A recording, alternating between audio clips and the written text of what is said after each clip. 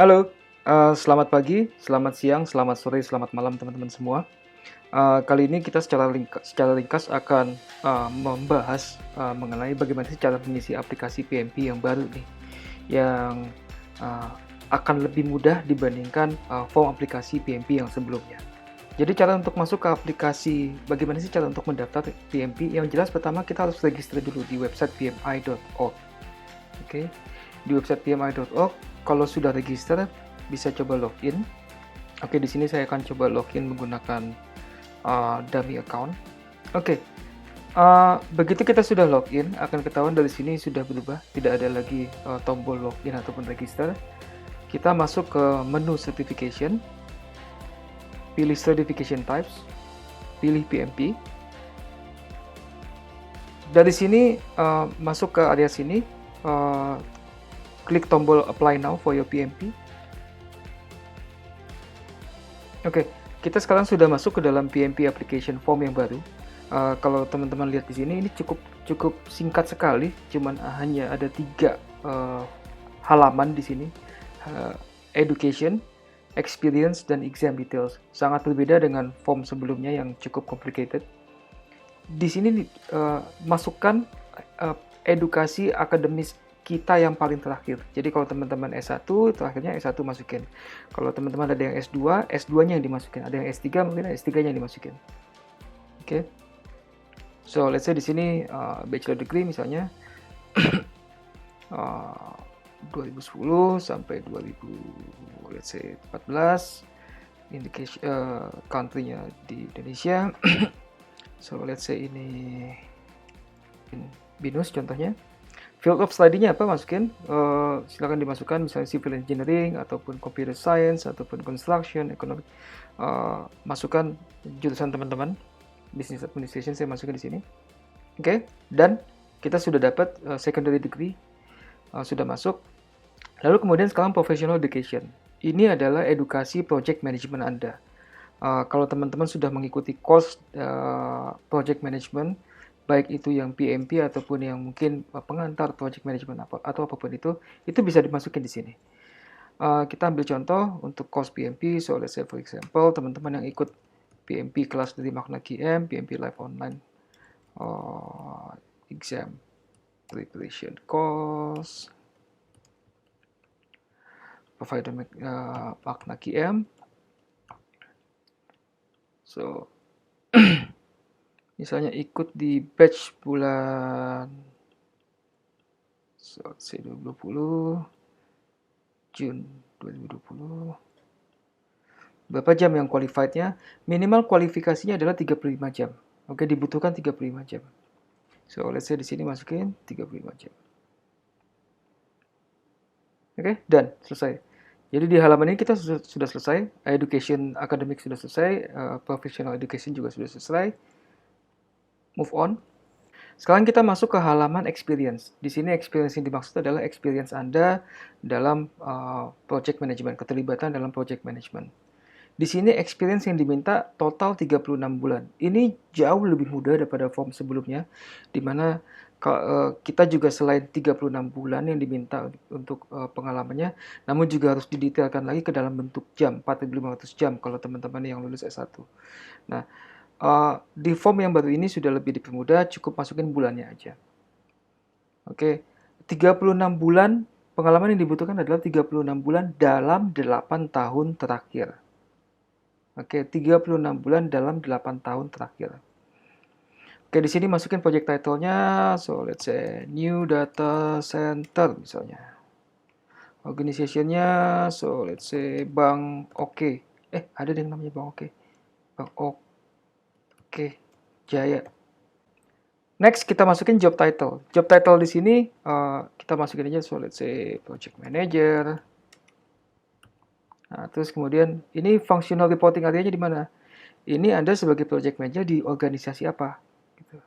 So, let's say you on di PMO atau Anda reportingnya ke operation. Nah, kemudian organisasi Anda si Bank Oke Jaya ini di industri apa nih gitu? Oh, financial service. Oke. Nah, yang menarik di form aplikasi saat ini adalah adanya approach methodology atau uh, ada pilihan nih. Sekarang ini project yang Anda terlibat ini menggunakan pendekatan waterfall kah atau tradisional atau menggunakan pendekatan agile atau menggunakan pendekatan hybrid. So, let's say di sini karena ini data center, biasanya yang paling make sense adalah menggunakan pendekatan tradisional atau waterfall. Team size-nya, so let's say misalnya 5 sampai 9 orang. Budgetnya kalau dalam USB ya up to one, mungkin karena data centernya gede 1 sampai 5 juta dolar. Project dates-nya, oke, so let's say project ini mulai di Februari tahun 2018. Oke, atau 17 deh sekalian. Lalu baru selesai di 2020 ini. Oke, atau teman-teman juga bisa masukin in progress kalau misalnya projectnya ini masih ongoing. Oke. Nah, dari situ selanjutnya adalah project description. Di sini kita harus masukkan deskripsi lebih detail terhadap project ini apa sih? Apa sih objektifnya? Apa outcome yang dihasilkan dari project ini? Keterlibatan Anda sebagai project manager ataupun Anda sebagai apapun keterlibatan Anda di project ini itu dijelaskan di sini. Dan apa tanggung jawab Anda? Apa yang Anda hasilkan atau deliverable itu deliverable dari keterlibatan Anda di project ini itu semuanya dijelaskan di sini.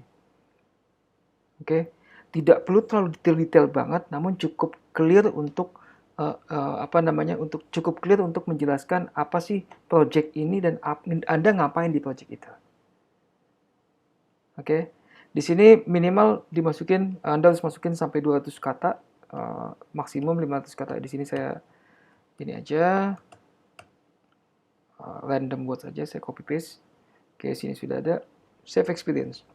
So, di sini ternyata satu project ini sudah durasinya 37 bulan, berarti sudah mencukupi dari experience yang diharapkan adalah 36 bulan. Kalau ternyata project teman-teman tidak langsung satu project cukup 36 bulan, gimana? Nggak apa-apa, masukin beberapa project nantinya. Oke. Anda bisa masukin beberapa project nanti sekaligus. Oke, next. Nah, di halaman terakhir ini tinggal detail, exam detail, di sini sudah masuk ke informasi pribadi teman-teman, konteks information, alamatnya, coba kita masukin. Oke, save address. Nah, di sini juga tolong diperhatikan nanti name on identification sama name on certificate. Name on identification ini pastikan nama yang tercantum di name on identification ini sama dengan KTP ataupun paspor atau apapun identitas yang nanti akan Anda tunjukkan pada saat ujian. Karena nanti pada saat ujian, baik itu ujiannya di test center ataupun Anda ujiannya di home online, itu kan kita diminta untuk show ID. Pastikan namanya sama ya di sini. Next adalah name on certificate. Bisa jadi Anda ada kebutuhan untuk nama di sertifikatnya beda dengan nama yang ada di dalam ID Anda. Di sini juga Anda bisa spesifikasikan lebih detail lagi. Email address, phone number, ini dimasukin nomor phone number Anda. Kalau sudah, exam location di mana di Indonesia. Ini phone number. Oke. I agree, all information sudah. Ada yang kurang kah? Oke, save one belum. Oke, kalau sudah, submit application. Oke, begitu teman-teman sudah submit application-nya, bisa dicek di My Dashboard untuk status dari aplikasinya ini sendiri. Di sini ada panel certification status. Di sini ada yang PMP-nya sudah submitted. Oke, butuh waktu setidaknya 5 business days untuk memproses aplikasi yang masuk. Ranging antara 5 sampai 7 business days. Jadi ya seminggu lebih dikit ya. Oke, nanti begitu teman-teman sudah ada informasi bahwa aplikasinya sudah di-approve, di sini akan kelihatan di-approve. Nanti kita bisa langsung bayar lewat di sini juga. Nanti tinggal ikutin aja proses bayarnya, cukup sederhana kok. Oke. Sekian panduan singkat step by step mengenai cara mengisi PMP application form yang baru. Semoga bermanfaat. Good luck buat teman-teman semua. Selamat pagi, selamat siang, selamat sore, dan selamat malam.